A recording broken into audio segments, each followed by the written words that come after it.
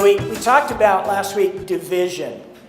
And I know that is not a particularly nice topic to broach. It's not something that we like to recognize, but it's something that is a reality. It's something that we deal with. There is division, of course, based upon race.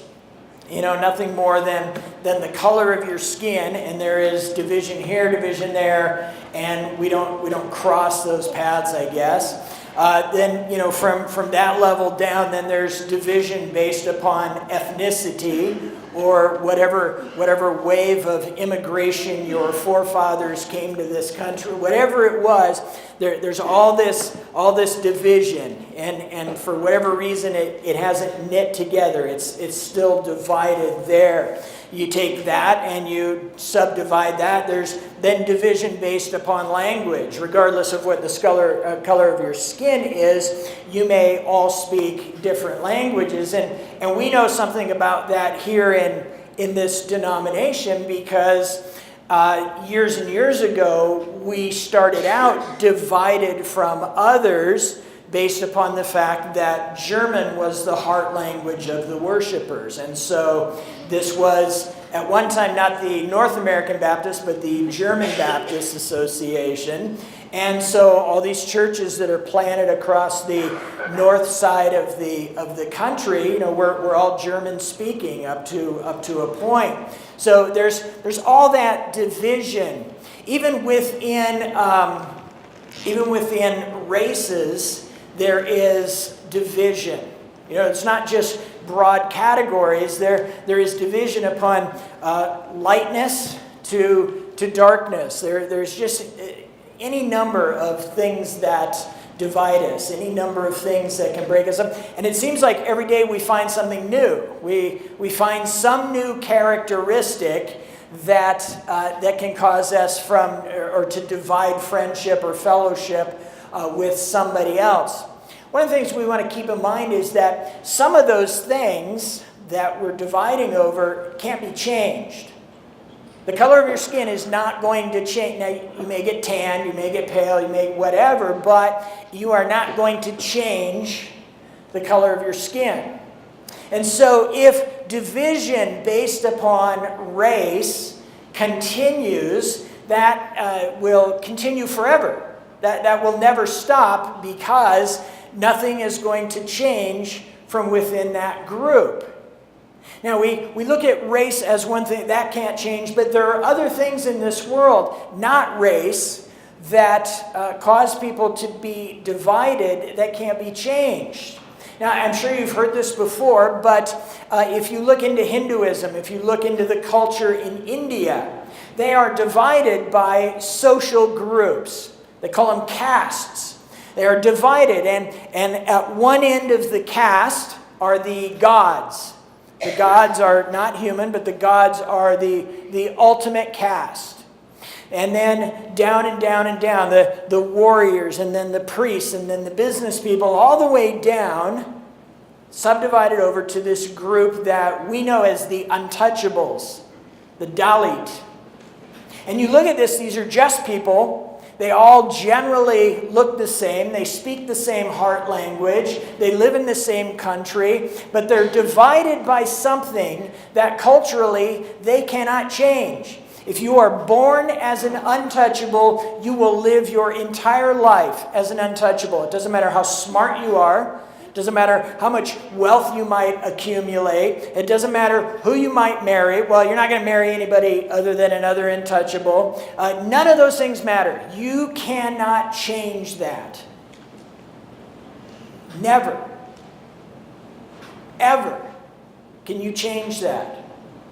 Can you imagine the lack of hope there? You and I, we have some rough social classes in this country. Rich, and then middle class, and then poor. And then a gradation between all of those classes.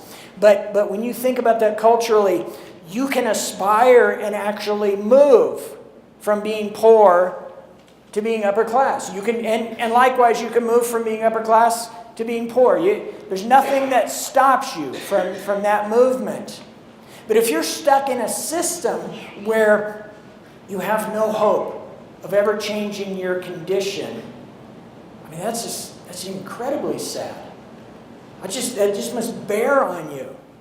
You know, the only way that a person in Hinduism can hope to attain to a different class is that during their lifetime, they accumulate enough good karma. Okay, what karma is good deeds, good thinking, good acts. You accumulate sufficient karma so that when you die, you have to die, and whoever judges the amount of karma that you have says you can be reincarnated back as the next class up. Now the opposite is also true. If you accumulate enough bad karma during your lifetime and you die, you will be reincarnated at a lower class. And you know, not only do you not have any hope during life, but you have no way of accounting for how much karma you have built up, good or bad. You have to die to find out, and then you may find out that your ladder has been lengthened, that you've gone backwards 1 or 2 or 3 classes, and you're just perpetually on this wheel. You just have no hope whatsoever. And now you hear this, and you've heard this before, so it's not new news, but you hear this and you say, well, that's that. But you know, not too long ago, just a couple thousand years ago, you and I were in the same boat. You and I would go into Jerusalem and we would look at the temple and we would hear great stories and great news about the God that dwells there. We would hear about Yahweh, that was his name, the God that dwelled in that temple. And we would look at that temple. We would want the hope that comes out of that temple. We would want what goes on inside that temple, only to find out that there is a wall built around it. And there is no way to get over that wall. You can't go over it, under it, through it, around it. You can't do any of those things. And if you do, if you should somehow get a ladder big enough to hoist yourself up over the wall and get on the inside of the temple, you would be killed. Hope is inside that temple. Hope was there with God's people. Hope was all bound up right there, and you had no way to get to it. You were kind of untouchable. You could look at it, you could follow all the laws, you could do everything that you saw your Jewish neighbor doing, and still you had no hope. You would go all the way to your grave and not know if that God that the Jews were talking about cared about you, loved you, blessed you, anything. Had no hope. No way of getting it, no way of holding on to it, no way of doing anything until Jesus comes into the world. When Jesus comes into the world, he says everything is going to change. Everything changes. Everything that is apart is going to come together. Everything that is divided over this or this or this is going to go away, and people are going to be knit together as a new race. People are going to be knit together as God's people. People are going to be knit together into this entirely new body in the world. And it's Jesus' blood that enables that. It's him giving his life for all people. Not just the people that he came to, but for all people. Jesus gives his life. He atones for the sin of all people. He gives the invitation to all people. Believe in my finished work.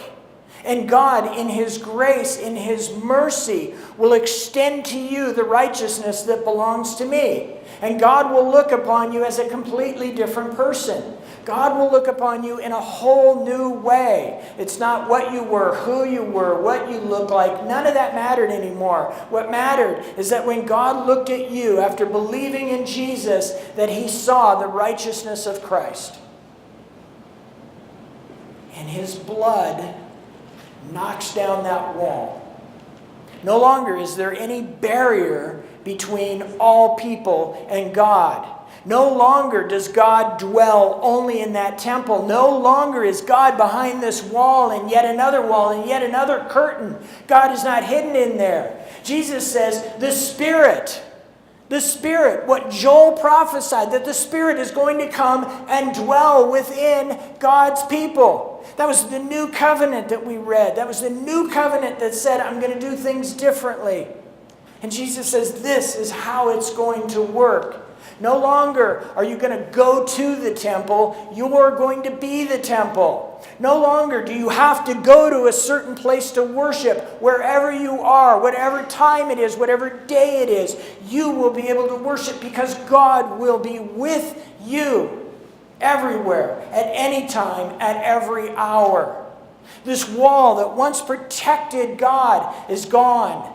This wall that once prevented people from coming to know the gospel is gone. This wall that once said God was too holy to be seen, to be talked to be heard from by just regular people, it's gone. It's all gone.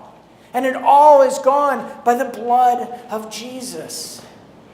I mean, that in itself is incredible news. That is stupendous news.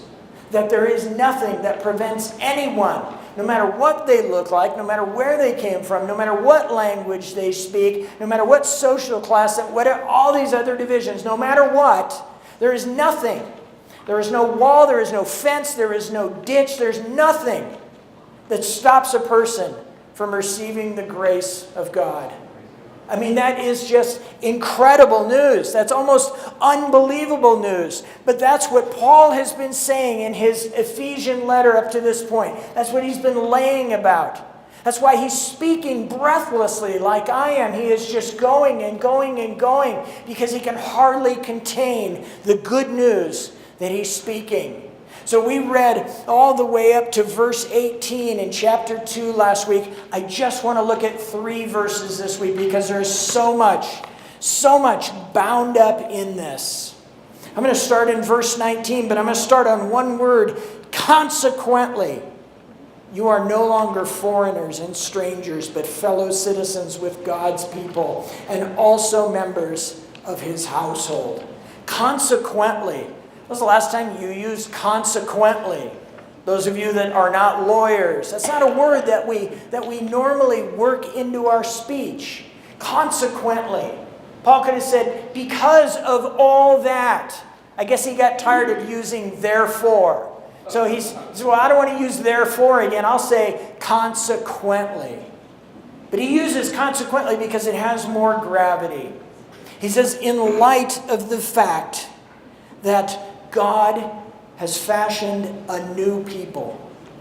In light of the fact that the blood of Christ has knocked down the wall of the temple. In light of the fact that the blood of Christ extends God's grace and mercy, extends the good news of the gospel. In light of that, consequently, listen to what God says. When God brings the two together, two people that were hostile to one another, Jews and Gentiles, when the blood of Christ knits them together, it's not Jews plus Gentiles, it's now a new people. There's a new race now. So no matter what skin color you are, no matter where you came from, no matter what language you spoke, all that's in the past, all that's gone. None of that matters as far as your appearance before God. There's only one race. There's only one people that God looks at. And that is my people and not yet my people. That's how God views the world. My people, those who are not yet my people. So when Paul says consequently, he says, listen, your behavior, your attitude, the way that you interact with one another and with those who are outside of the family. Consequently, because of all the truth I have just laid out for you, you have to look at things differently. No longer are you foreigners and strangers, but you're now citizens of a new kingdom. You are now a part of something much greater than whatever you had before. Things are different. Not only are you citizens of this kingdom, but you are members of God's household. Remember how we talked about fellowship and family. We're not just pals. We're not just friends. We're not just people who attend worship at the same place. That's not what we are. We're family. As a part of the new race, as a part of the new household, we're family. We're brothers and sisters. God is our Father. Jesus as our brother.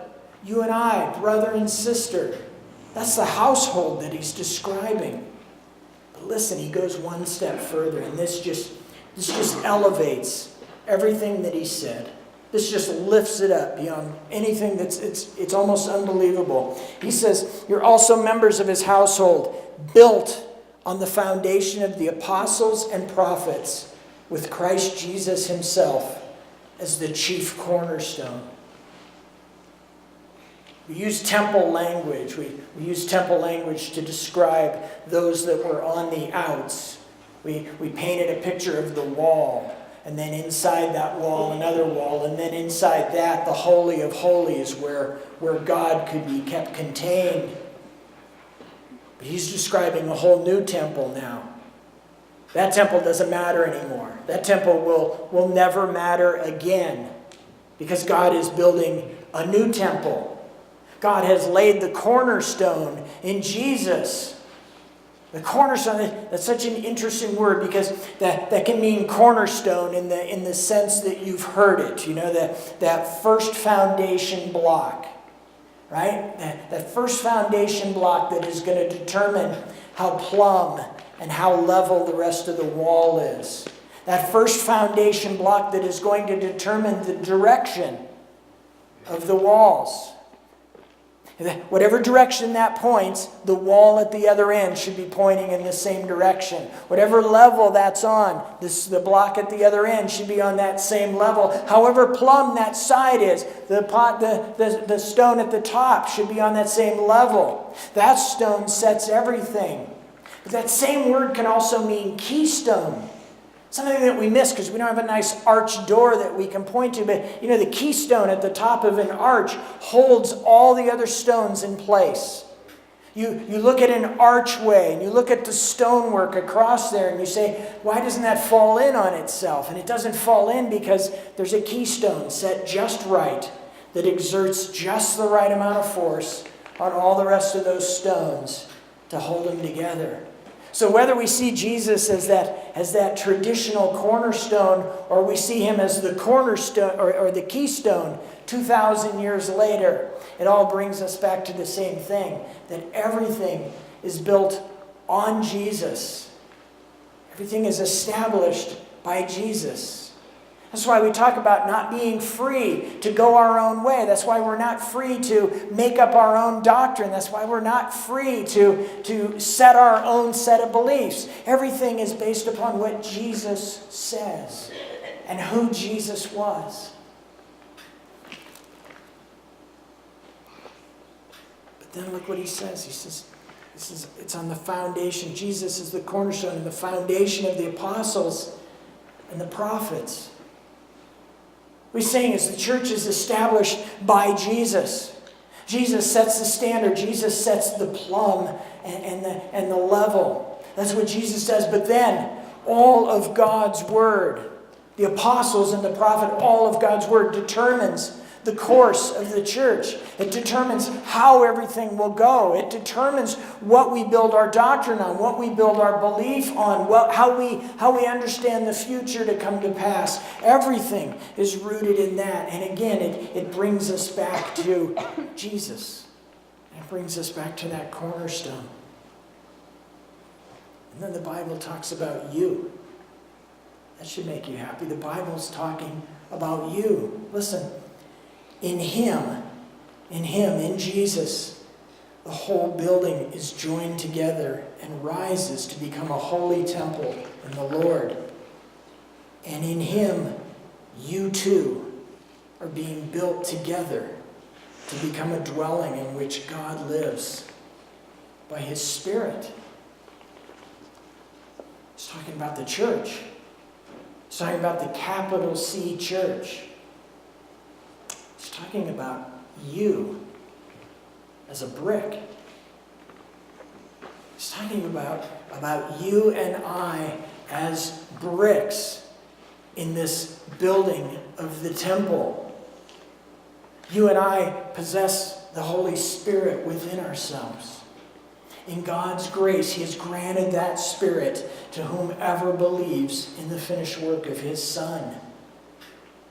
But then He doesn't say, now just go your own way. Just make your own way through the world.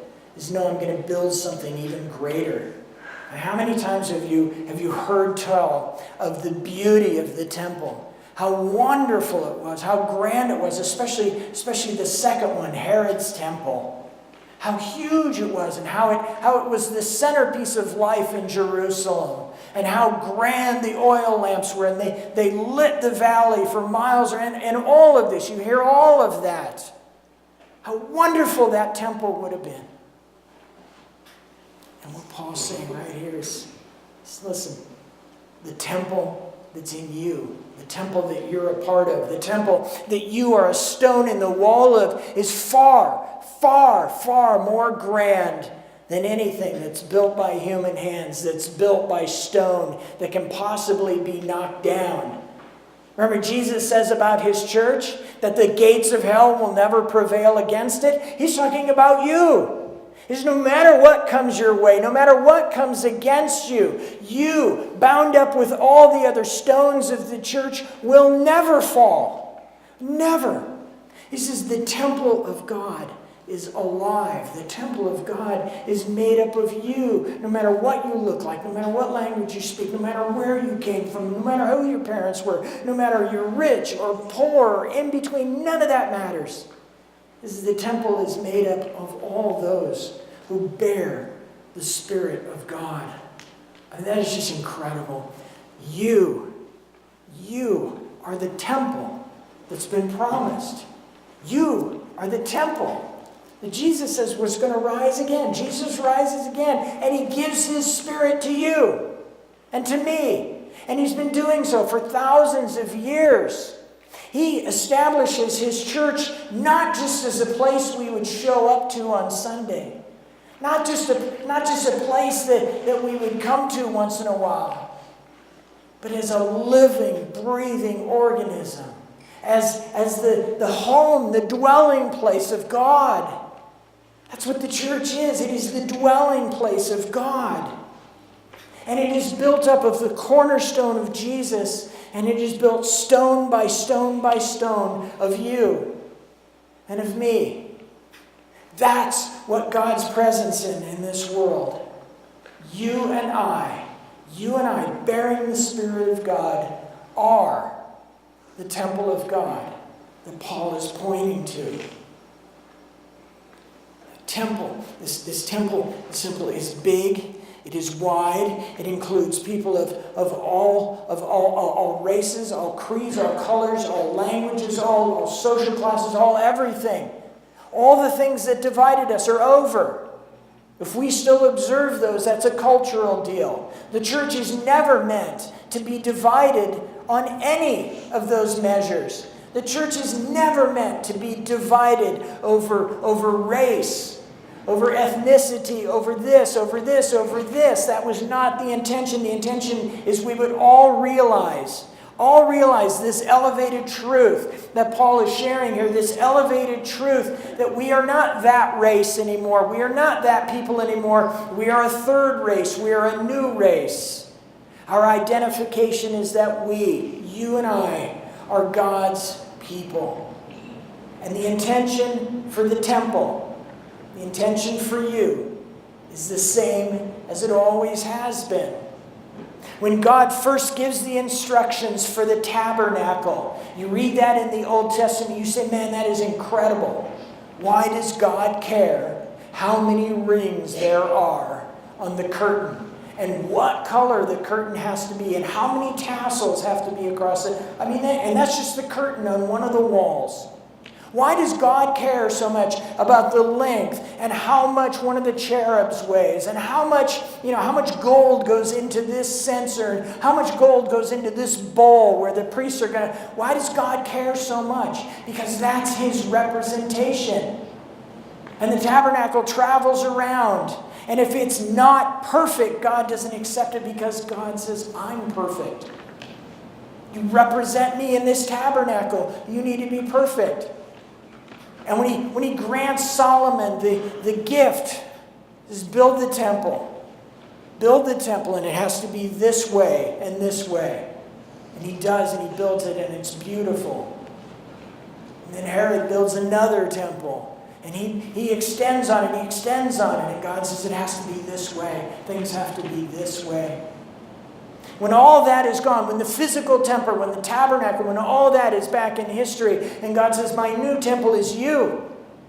You are my temple.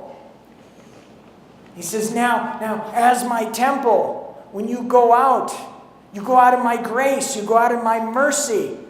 Trust my Spirit. Trust my Son. Trust what I've told you. Expect me to work. And you will represent me in the same way that tent did. You will represent me in the same way that building did. That's God's intention for the church. That's God's intention for you, the temple of God. Not just that we'll get together and we'll hang out, but that we will represent God in our life. You think about that temple. You think about the wall of that temple. You think about the stones that build up that temple. This is the part we don't give much thought to. You know, if you're a brick in that wall, if you're a stone in that wall, it means that you have to touch the other stones. It means that your life is going to rub up against the other stone that's next to you and the other stone that's on this side.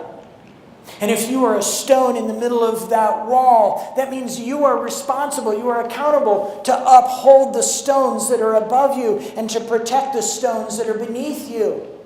Every one of us has a place somewhere in that wall. We're not the cornerstone. We don't set the church on its course, nor are we the keystone holding out everything together. We trust that God takes care of that. But our lives are now knit together. We are a new people, a new race, and every one of us is a stone perfectly fit in that wall, bumping up against stones on every side. And what this takes away from us, is the ability to pull ourselves out and say, I'm going to go over here. Because once we do that, once we pull ourselves out, we absent ourselves from the church, we pull ourselves out, what happens to those stones above us and below us? This one is not protected anymore, and this one is not supported. And it has to rely greater and greater over here because you're not there to fulfill your purpose. You're not there to hold your place in the wall. You're not there to represent the glory of God, the wonder of His grace and His mercy. This is such a fantastic picture. I looked at this and I said, a couple of weeks back, I said, well, it's 3 verses. I'm gonna tack it on to the end of this. But those 3 verses are so important to God's church. They're so important to who we are as God's people that they just deserve to get looked at all by themselves. What an incredible promise. We look at the table elements in front of us. We only do this once a month, but we look at the table elements in front of us, and this speaks to exactly the same thing that passage does. When we accept the invitation to come to the Lord's table, we come not as 50 individuals. It's not 50 individual people somehow making their Christian way through the world. This is family dinner. This is the time, once a month, where we are cognizant of the fact that you and I are family. You and I may never have met one another 6, 7 years ago. That doesn't matter. You and I have different parents. That doesn't matter. You and I came from different places around the globe. That doesn't matter. You and I speak different languages. Doesn't matter. You and I have different skin tones. Doesn't matter. Doesn't matter, doesn't matter, doesn't matter. When the Spirit enters us, when the Spirit comes to dwell in us, when we become cognizant of our place as the temple of God, when we understand all that, we understand that there is one more notch. And that's we're family now. You may not like your family. You may not get along with your family. Your family may be scattered all over the place, but you will always be a part of that family. You will always be a part of that. And the same thing is true for us. When we get invited to the Lord's table, we get invited as God's people. Doesn't matter who we are, what we were, doesn't matter where we came, none of that matters. It matters that we are God's people, accepting His family invitation up to the table. Whether we're called to the Lord's table here in the intimacy of the church, whether we're called to the Lord's table as a part of a mission team, whether we're called to the Lord's table halfway across the globe in Romania, it doesn't matter. It's the same invitation. And although you may get an invitation to Thanksgiving, you may get an invitation to go somewhere for Christmas, those pale in comparison to your family invitation to come to the table, to come and partake of the Lord's feast here at the table. On the last night of His life, on the last night when Jesus says, I have longed to eat this meal with you, Jesus is once again preparing His disciples, His little band. He's preparing them to see a new reality. They all came from different places. They all came from different walks of life. They all looked different. It's even possible they spoke different dialect, maybe even different languages. But now they had something in common. Jesus was their Lord. Jesus was setting them on a new course. Jesus was saying things are different now. Their master, their rabbi, was standing up and saying, we're going to take one cup and one loaf, and we're going to partake of it as family. If I can have the servers come forward. When Jesus hands around that single cup, that single loaf, when He passes that one man to one man to one man, it is a reminder, it's a statement of the intimacy of family. We don't often, as strangers, pass a cup around. We would rather do it as individuals. Everybody gets a little taste. But Jesus is saying that's not who you are. You're not strangers. You're not different. You're not of different classes. You are one people. You are one family. You are one group. And that's the way it's going to be. There is a reminder at the table. When we take this invitation, when we come forward, we're holding the elements. There's a reminder that Jesus is saying to everybody, you're part of a new family. You're a family that's not going to be divided. When Jesus says He dies for all. When He dies, all who believe live. When He dies, all who believe receive His Spirit. He says you're new people. You're new people, and everything is left behind. In the broken body, in the shed blood of the Spirit that we will hold in our hands in just one moment. We hold that not as the people that we were, not as the families that we came from, not as anything that divides us, but as one family, as one people. Today, we're going to take this as family. We're going to take this meal together as family. The ushers are going to hold the elements here, and if you would just come up a couple of rows at a time. If you can't come up, stay where you are. We'll make sure that the feast comes to you. But if you rise and come forward.